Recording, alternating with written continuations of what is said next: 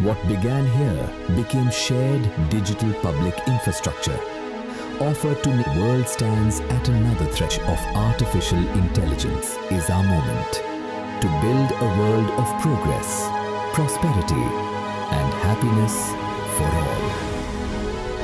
क्या India global AI का नया कैपिटल बन चुका है? भारत मंडपम में जो हुआ उसने सिलिकॉन वैली तक को हिला दिया है। दोस्तों, इंडिया एआई इम्पैक्ट समिट 2026 खत्म हो चुका है। 16 से 20 फेब तक चला ये इवेंट कोई मामूली इवेंट नहीं था। ये इंडिया का ग्लोबल पावर प्लेट, 5 लाख से ज्यादा विजिटर्स, 100 देश और ट्रिलियंस ऑफ डॉलर्स की कंपनीज एक ही छत के नीचे।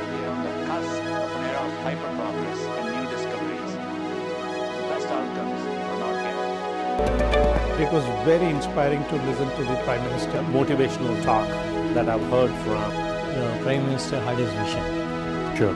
And also helping the world relevant to our country of India on the technology. But what really impressed me the most was his. Thank you, tech leaders. आगे बढ़ने से पहले ministry of electronics and IT और minister Ashwini वैष्णव जी को एक बड़ा thank you. इतने बड़े स्केल पर एआई को इंडिया में लाना कोई मामूली बात नहीं है, लेकिन जहाँ पर इतनी पावर्स होगी वहाँ पर कंट्रोवर्सीज भी तो होगी।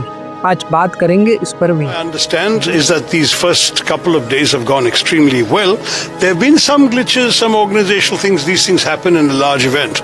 But by ग्लिचेस तो बड़े इवेंट का हिस्सा है, पर क्या हमने उन्हें हैंडल सही से करा? We will see।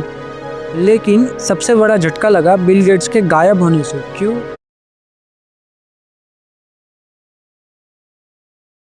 पहले बात करते हैं कंट्रोवर्सीज की जो इवेंट में हुई। बिल गेट्स ने करा की नोट को स्किप और एक कुकुर ने करा भारत की मिट्टी को शर्मनाक। समिट की सबसे बड़ी हेडलाइन थी बिल गेट स्किप्ड हिज की नोट। मीडिया में बातें हैं कि एप्स्टीन फाइल में उनका नाम आने के कारण उन्होंने पीछे हटने का फैसला लिया। अभी चूंकि वो इन्वेस्टमेंट कर रहे हैं इंडिया में, तो मैं उनकी बुराई नहीं करूंगा। दूसरा बड़ा कांड हुआ गलगोटियास यूनिवर्सिटी का robodog. Orion, you need to meet Orion, and this has been developed by the Center of Excellence at the Galgotias University. We are the first private university investing more than 350 crore rupees in artificial intelligence. बहुत important बात है कि उस robo dog पे उसकी branding ऊपर ही है, हमने वो ब्रांडिंग चेंज नहीं की, तो हम कैसे क्लेम कर सकते हैं कि ये हमने मैन्युफैक्चर किया है? ये एक चीज है जो मैंने सबको बोला कि ये हम अपने बच्चों को इससे इंट्रोड्यूस कराया है to produce something better of their own.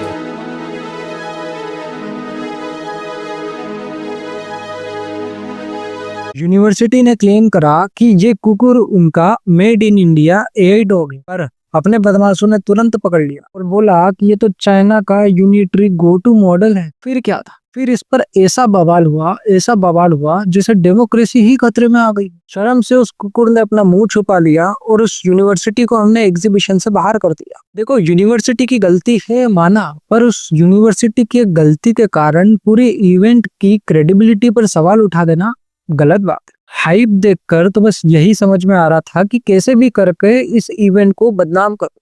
पर ठीक है, हालांकि मन में एक सवाल आया कि हमने एआई से कुत्ता ही क्यों बनवाया? हम बिल्ली बनवा लेते, शेर चीता बनवा लेते, कुत्ता ही क्यों बनवाया?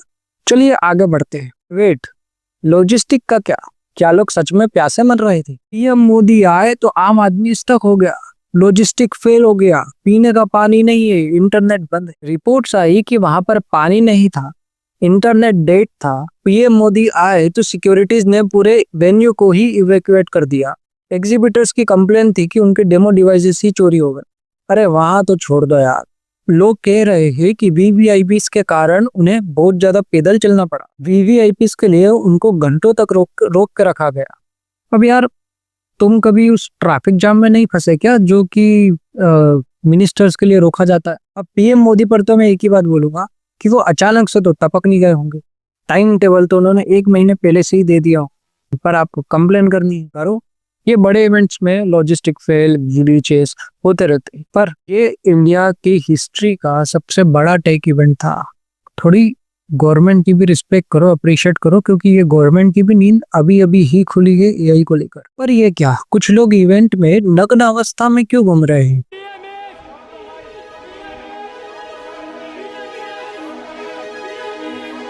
अरे ये तो कांग्रेस वाले हैं, यहाँ पर प्रोटेस्ट करने पता नहीं क्यों आ गए हैं। और ये मोदी कॉम्प्रोमाइज्ड बोल रही है। अरे कॉम्प्रोमाइज करना देखो इसको बोलते हैं। ये सेम अल्टमैन को इसके पास खड़ा करती है।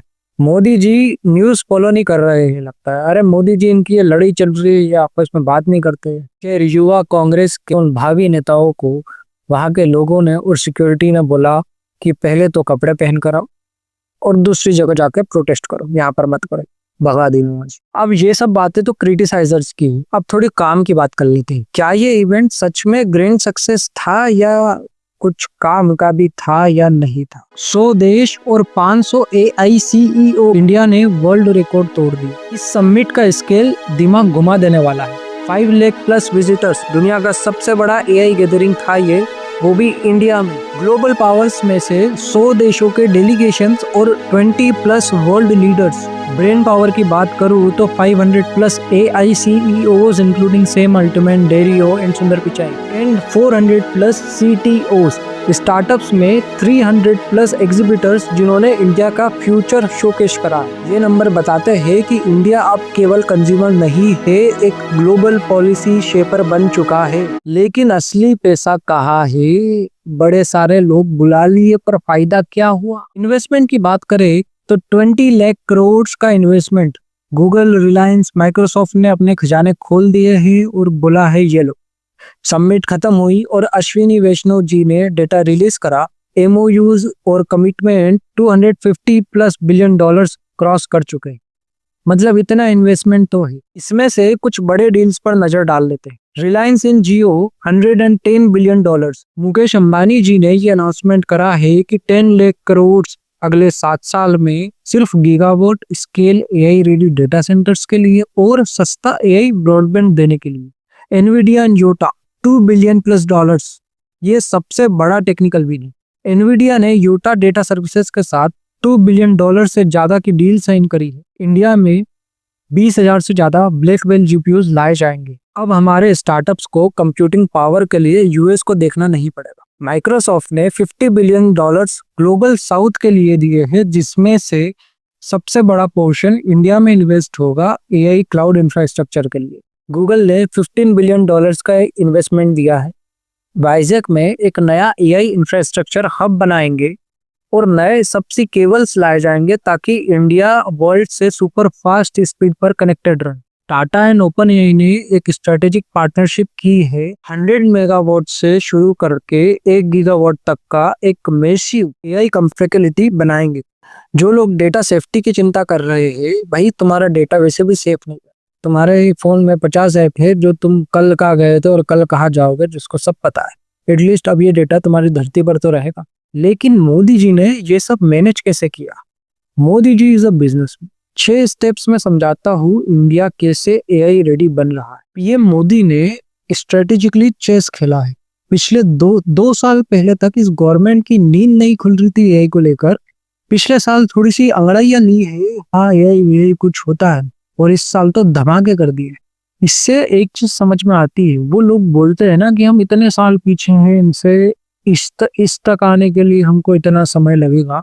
ये सब नंबर्स किसी काम के नहीं है। अगर गवर्नमेंट चाहे तो वो कुछ भी कर सकती है। अपनी गवर्नमेंट ने स्टेप वाइज प्लानिंग करके AI रेडी बनने के लिए क्या करा है देखते हैं। सबसे पहले टैक्स हॉलिडे दे दिया। बजट 2026 में गवर्नमेंट ने टैक्स हॉलिडे दिया है फॉरेन AI कंपनीज को इंडिया में डेटा सेंटर सेटअप करने के लिए टैक्स फ्री एंट्री दे दी, वो भी कुछ शर्तों पर इसमें जो शर्त है वो ही सबसे बड़ा कैच है। जरा ये अनाउंसमेंट सुनो। Attracting global business and investment, recognizing the need to enable critical infrastructure and boost investment in data centers. I propose to provide tax holiday till 2047 to any foreign company that provides cloud services to customers globally by using data center services from India. It will, however, need to provide services to Indian customers through an Indian reseller entity. नहीं समझ आया? ठीक है, फिर मत दिमाग लगाओ। अगला आइटम देखते हैं। शांति बिल 2025 का नाम शांति, पर ये न्यूक्लियर पावर से रिलेटेड। न्यूक्लियर पावर को प्राइवेटाइज करने के लिए ये बिल आया होगा। टारगेट है 8 to 9 गीगावाट से 100 गीगावाट तक एनर्जी पर जाना। समझ रहे हो स्केल? हम बिजली की रफ्तार से बिजली बना रहे हैं। ये बिल पास हो चुका है दिसंबर 2025 में ही। It allows private companies to build and operate nuclear plants for the first time since 1962। Semiconductor mission 2.0 chip industry के लिए 1000 करोड़ का नया push. Suddenly India chip focused हो गया क्योंकि इनकी नींद अभी खुली है ना, तो हम चिप बनाएंगे, एआई चलाएंगे। GPU flexibility, India US trade pact sign हुआ है अभी रिसेंटली, इंटरिम ट्रेड एग्रीमेंट जो ये बायलैटरल में भी कन्वर्ट होगा। इसमें हाई एंड एनवीडिया जीपीयूज पर इंपोर्ट ड्यूटी एंड रिस्ट्रिक्शंस को खत्म कर दिया है ताकि स्टार्टअप्स को इजीली कंप्यूटिंग पावर मिल सके। वाटर मैनेजमेंट, डेटा सेंटर्स को ठंडा रखने के लिए नए रेगुलेशंस। देखो इंडिया एक पेनिनसुला है, उसके पास पानी की कमी नहीं, सही मैनेजमेंट चाहिए था जो कि अब है। एंड देन एआई समिट 2026, ये सारी चीजें करके ग्रैंड शो ताकि इंडिया वर्ल्ड को बता सके that we are business ready. देखो हमारे पास लेबर है, पावर है, डेमोक्रेसी भी है। There are very rare countries which can provide this kind of combos. तो ये सब चीजें इंडिया को एक गुड फिट बना रही है और एआई कंपनीज को अट्रैक्ट भी कर रही है। अब इस पर इलॉन भैया की एक बात याद आती है कि power is shifting. Elon Musk ने रिसेंटली ट्वीट कर कहा था कि पावर इज शिफ्टिंग और इस समिट ने उस पर थप्पा लगा दिया। बात अब हवा ही की नहीं रही। $2 बिलियन का एनवीडिया योटा का डील हो या टाटा ओपन एआई का कोलैबोरेशन, इंडिया धीरे धीरे दुनिया की एआई का इंजन बन रहा है। लोग पूछते हैं क्या फायदा? अगर इसमें से 2-4 इन्वेस्टमेंट भी ग्राउंड पर सक्सेसफुली उतर गए ना, तो इंडिया को कोई नहीं रोक सकता। देखो ये सब बड़े बड़े इवेंट में लॉजिस्टिक ग्लिचेस और ये सब होते रहते हैं, बट अपना विजन क्लियर होना चाहिए। We are no longer waiting for the future, we are the future. आपको क्या लगता है, क्या ये इन्वेस्टमेंट इंडिया को बदल देगा? कमेंट में बताइए।